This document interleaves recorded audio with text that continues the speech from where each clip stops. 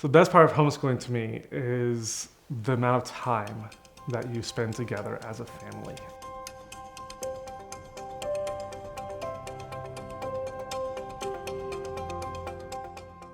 The best part is the hardest part too. I mean, it's having them with you all the time.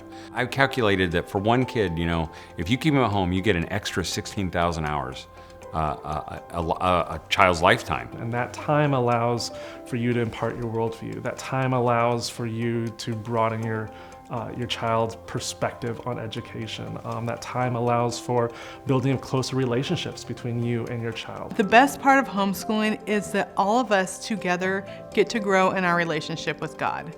And I think so many times, I think that I have to be the parent and I have to be the one teaching our kids about faith, but so many times I learn from them. To me, the best part of homeschooling is we get to work with our kids to plan an education program that meets their individual needs. It's just a great way to kind of tailor education to your kids' needs and interests, and that's one of the best things about homeschooling. The best part of homeschooling is being there present for the moments when your kids finally get it, when your kids finally get whatever the thing is, whether it's the first time they learned to read for themselves, they read that for themselves, or the first time they get algebra, if they're not very good at algebra, but they got, wait, you just solved that, you just worked that equation out yourself. You're present for those moments. The very best thing that we ever did with our children, hands down, was spend the first 2 hours of every day reading with them. And when our first daughter graduated from high school, she gave me a picture called Mealtime Beckons to Home, and it's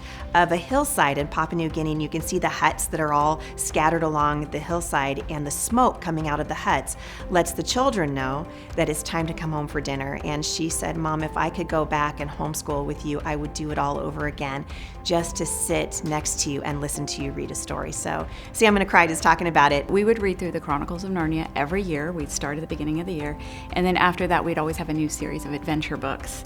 I remember when my youngest was 7, and of course we're snuggling up on the couch to read, but his sister is 14.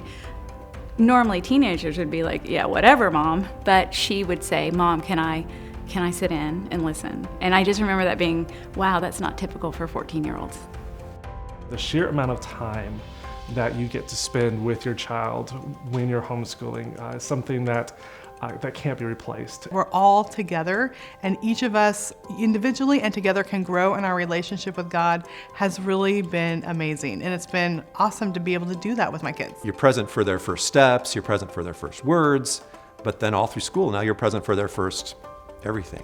It's the relationships that are deeper, and it's harder. Yeah, it is harder, but that's not a reason not to do it. Homeschooling gives parents the opportunity to be involved in the lives of their kids in a way that no other educational system affords. And for our family, that was absolutely hands down the best part about it.